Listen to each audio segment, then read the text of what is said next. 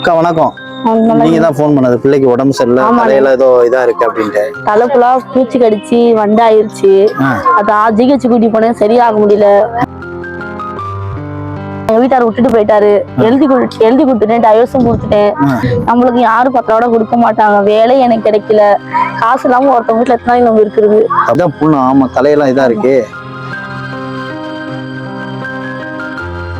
புண்ணோட மொட்டை எப்படி அடிப்பீங்க?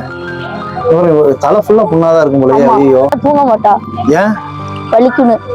இல்ல ஆமாக்கா, சின்ன என்ன வயசாகுது உங்களுக்கு? என்ன வயசாகுது? 3 வயசு ஆகுது. ஐயோ ஆமா, கட்டி வேற இருக்குக்கா.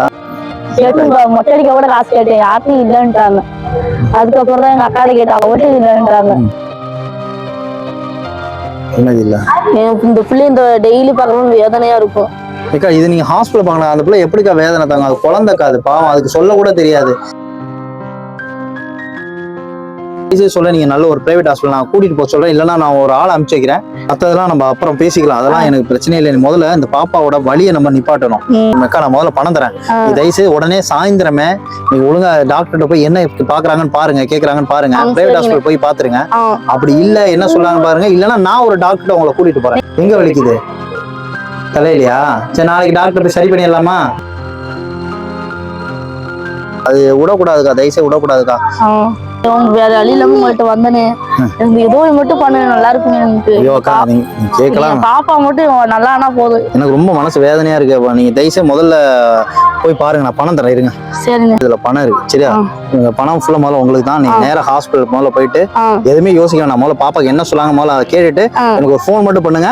அப்பாயின்மெண்ட் கொடுக்கலன்னா எனக்கு சொல்லுங்க, இன்னொரு டாக்டர் இருக்காரு, நான் அவங்கள்ட்ட சொல்லி அப்பாயின்மெண்ட் வாங்கிட்டு தரேன். நேரா போய் பாத்துருவோம். எனக்கு யாரும் தெரியாது, எல்லாத்துலயும் காசு கேட்டு பார்த்தா எல்லாருமே இல்லைன்ட்டாங்க. யாருமே 1 ரூபா கூட தரல. நேற்று போட்டு துணி கூட என் தங்கச்சி துணி தான். சரி, நீங்க முதல்ல ஹாஸ்பிட்டல்ல பாருங்க. அடுத்து இந்த துணி எல்லாத்தையும் நான் ஏற்பாடு பண்றேன். நீங்க பணத்தை வச்சுக்கோங்க.